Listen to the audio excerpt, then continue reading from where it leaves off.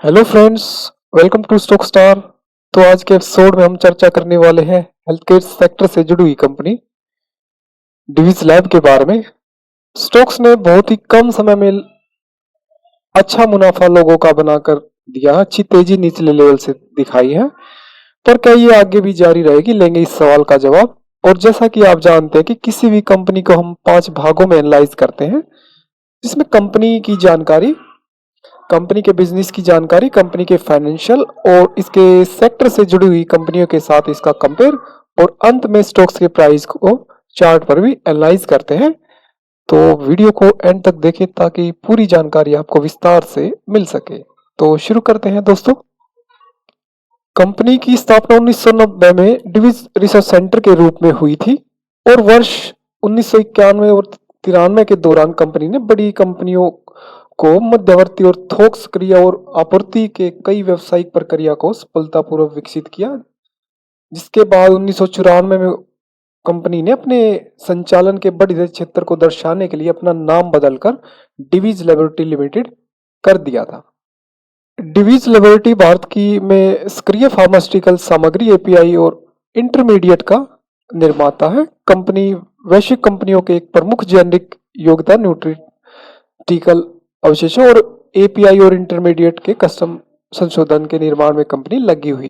डिवीज भारत की बड़ी दवा कंपनियों में से एक है, और हेल्थ केयर सेक्टर में इसके पोर्टफोलियो में 120 से अधिक प्रोडक्ट शामिल हैं। कंपनी की 3 मैन्युफैक्चरिंग यूनिट है, और कंपनी के 3 R&D सेंटर हैं, जिनमें 17,000 से अधिक कर्मचारी काम करते हैं, जो तेलंगाना और आंध्र प्रदेश में स्थित है, जो कि उस क्षेत्र में रोजगार मुहैया कराने में कंपनी का बड़ा योगदान है। और आंध्र प्रदेश में विशाखापट्टनम से तकरीबन 30 किलोमीटर दूर कंपनी की जो इकाई है, उसके चलते कंपनी को एक्सपोर्ट करने में सुविधा होती है, और इसकी जो लागत है एक्सपोर्ट की, वो भी काफी कम आती है इस इकाई के द्वारा। कंपनी की 2 सहायक इकाइयां भी हैं। डिवीज लेबोरेटरी ऑफ यूएस, जो अमेरिका में है, डिवीज लेबोरेटरी ऑफ यूरोप, जो कि स्विट्जरलैंड में है, जो कंपनी को ग्लोबल स्तर पर स्थापित करने में सहायता प्रदान करती है। और कंपनी के फाइनेंशियल की अगर बात करें तो मार्केट कैप कंपनी का 1,20,958 करोड़ का है, ईपीएस कंपनी का 18.47 का, और पी कंपनी का 57.26 का है। और कंपनी की जो कुल सेल है, उसमें 97% की जो सेल है वो एक्टिव फार्मा इंटीग्रेटेड और इंटरमीडिएट के द्वारा होती है, और 2.4% की सेल अदर ऑपरेटिंग रेवेन्यू और एक्सपोर्ट इंसेंटिव और अदर्स ऑपरेटिंग के द्वारा तकरीबन आधा % की कंपनी की सेल जाती है। और कंपनी में शेयर होल्डिंग की बात करें तो प्रमोटर कंपनी में मेजोरिटी शेयर धारक है, तकरीबन 52% की हिस्सेदारी वो प्रमोटर के पास है। और एफआई कंपनी में 20.7% की हिस्सेदारी रखते हैं, और म्यूचुअल फंड की कंपनी में 12.63% की हिस्सेदारी है, और अदर कंपनी में 3.73% की हिस्सेदारी कंपनी में रखते हैं। और कंपनी के बोर्ड ऑफ डायरेक्टर की बात करें तो मुरारी के वी डिवीज कंपनी के चेयरमैन और managing director, N V Ramanna executive director, Madhusudan Rao Divi's project director, और किरण एस डिवीज सीईओ, और जी सुरेश कुमार इंडिपेंडेंट के तौर पर कंपनी में कार्य करते हैं। और कंपेयर करें इसके सेक्टर से जुड़ी हुई कंपनियों के साथ, तो कंपनी अपने सेक्टर की सेकंड लार्जेस्ट कंपनी है, जैसा कि आप देख पा रहे हैं। सन फार्मा के बाद कंपनी का नाम आता है। कंपनी की सेल के आंकड़े काफी इंटरेस्टिंग है। आप देखिए, सन फार्मा ने 33,000 करोड़ की सेल ईयर एंड में दर्ज की है, और डिवीज ने तकरीबन 6,770 करोड़ की। और आप देख पा रहे हो डॉक्टर रेड्डी, इन्होंने भी इस डिवीज लैब से अच्छी सेल दर्ज की है, और डिवीज लैब की इनके मुकाबले काफी कम है। लेकिन इसके प्रॉफिट के अगर आंकड़े को देखें और समझे, ये काफी इंटरेस्टिंग होगा दोस्तों। देखिए, प्रॉफिट कंपनी ने 1,984 करोड़ का किया था, और आप सेल देख पा रहे थे तो इनकी 19 हजार करोड़ की सेल थी।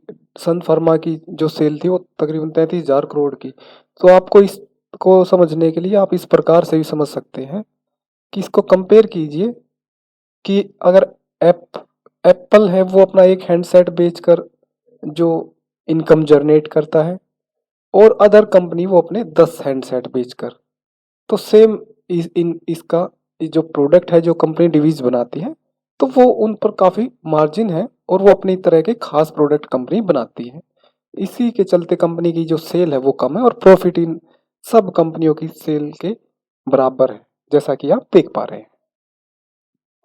और दूसरा कि कंपनी पर कोई डेब्ट नहीं है दोस्तों, इसका डेब्ट टू इक्विटी रेशियो है वो 0 पर है, जो कि अपने सेक्टर में आप देख पा रहे हो कि एक ग्लैंड फार्मा के बाद ये जो दिग्गज डिविजन कंपनी अपने सेक्टर में, ये दो ही डेब्ट फ्री कंपनी है फिलहाल के लिए। जो 2019 में कंपनी पर 106 करोड़ का जो कर्ज था वो अभी हाल फिलहाल में कंपनी ने उसको 0 कर दिया, उसको पेड कर दिया, तो अभी कंपनी पर कोई कर्ज वगैरह नहीं है। तो ये अच्छी बात कंपनी के लिए। और कंपनी के पी रेशियो पर नज़र डालें तो 56.89 का कंपनी का पी रेशियो, तो पी रेशियो है वो ज़रूर कंपनी का थोड़ा इन लेवल पर महंगा लग रहा है, जैसा कि अगर आप देखें, हालांकि अदर कंपनियों का भी आप देखें तो कि कंपनी जो स्टॉक्स है काफ़ी चल भी चुका है, और कंपनी अपने R&D वगैरह पर जो खर्च करती है तो कंपनी की लागत बढ़ती है, तो इसका पी रेशियो है वो ज़रूर कंपनी का कुछ बढ़ा हुआ है। हालांकि कुछ एक खबरें भी चली थी कंपनी को लेकर मार्केट में कि जब डीवीएच लैब कंपनी ने स्पष्ट किया कि उसके कार्यालय और निर्माण स्थलों पर सीबीआई के द्वारा तलाशी ली जा रही है, और सेबी ने 2020 जुलाई में जो डिवीज लैब के सीएफओ के बेटे और 96 पर इनसाइड ट्रेडिंग का को दोषी पाया था, और 97 लाख का कंपनी पर जुर्माना लगाया था। और अभी हाल फिलहाल में ये खबरें काफ़ी पिछले साल की है, और वहाँ से तो स्टॉक्स तकरीबन 1.5 गुना तक बढ़ चुका है। अभी हाल फिलहाल में अगस्त में जो अहम है अभी कि एनएससी ने इसने निफ्टी 50 इंडेक्स में जी इंटरटेनमेंट की जगह कंपनी डिविज लैब और इसको निफ्टी 50 इंडेक्स में शामिल किया है। तो ये भी काफ़ी अहम है कंपनी के लिए। अभी स्टॉक्स के प्राइस को चार्ट पर एनालाइज करते हैं।